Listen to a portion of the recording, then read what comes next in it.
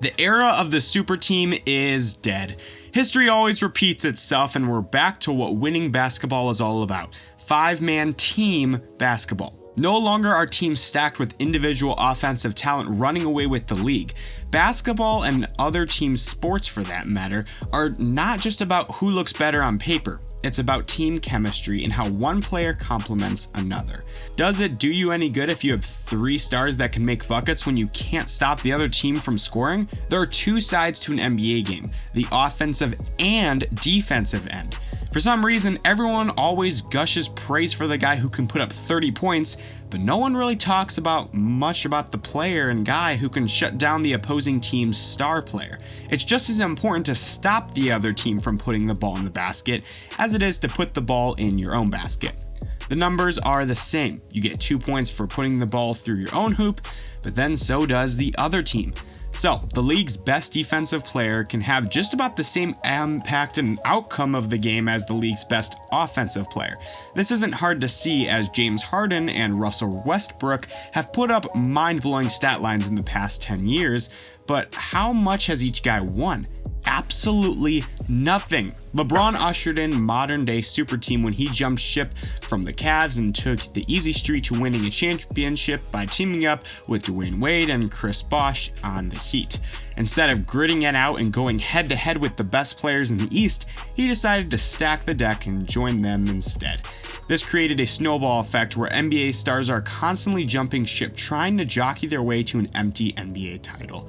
Take, for example, Kevin Durant, who was on the brink of a championship in OKC. They were up 3-1 on the defending championship Warriors, but couldn't close the deal and ended up losing the series in 7 games. And what did Kevin Durant do? Did he work harder in the summer, vowing to slay the Warrior juggernaut the following season? Nope.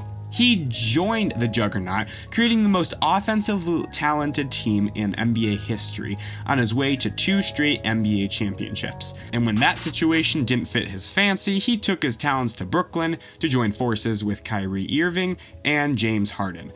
But we all know how that ended up, and it wasn't pretty. And when LeBron couldn't get over the hump in his second stint in Cleveland, he jumped ship to go to the Lakers, eventually teaming up with Anthony Davis, creating the only NBA team to have 2 top 10 players at the time. But that duo has drastically underachieved, since in the 6 years since LeBron joined the Lakers, they have missed the playoffs twice, were bounced in the first round twice, got swept by the Nuggets in 2023, and won an asterisk label chip in the bubble year, where a lot of players just decided not to compete for a championship. And what about the Warriors dynasty with 3 future Hall of Famers? How did they do this year? Obviously successful due to their incredible talent, right? Wrong. They didn't even make the playoffs this year. And what about the Kevin Durant, Bradley Beal, and Devin Booker Phoenix Suns? On paper, they look to be an unstoppable force, especially on the offensive end. They were swept in the first round by the young Timberwolves, and probably the most stacked roster on paper this year, the LA Clippers. Their roster consists of 4 future Hall of Famers and 2-time former NBA Finals MVP Kawhi Leonard, former league MVP James Harden, former league MVP Russell Westbrook, and 9 times All-Star Paul George. How can any team compete with this star-studded team? They only finished 4th in their conference and lost in the first round of the playoffs. Well, like all things in life, things have come back full circle. GMs have finally come back to the understanding that individual superstars don't necessarily translate into team success. Just look at some of the most dominant teams in the past 15 years, the Spurs and the Warriors. But what did these teams have in common? Was it a plethora of NBA stars packed with NBA offensive firepower? No, it was a group of guys playing as a team where the whole was greater than the sum of its parts. Is this a new concept? Something like a revelation from heaven that NBA teams have just come to understand? No, this is back to basics in what real golden era of NBA looked like in the 80s and 90s. Teams back then actually knew how to play defense and also move the ball around instead of playing 1 or 2 man hero ball. So, when people try to tell you that they're done with the 90s, let's just remember what matters the most. Is it resting on defensive only to rack up an offensive stat line that makes SportsCenter headlines?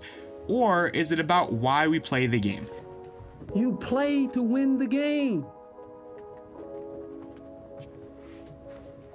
Hello? You play to win the game. Yes, it's about winning, and it always has been. Thanks for watching, and I would appreciate it if you could hit that subscribe button.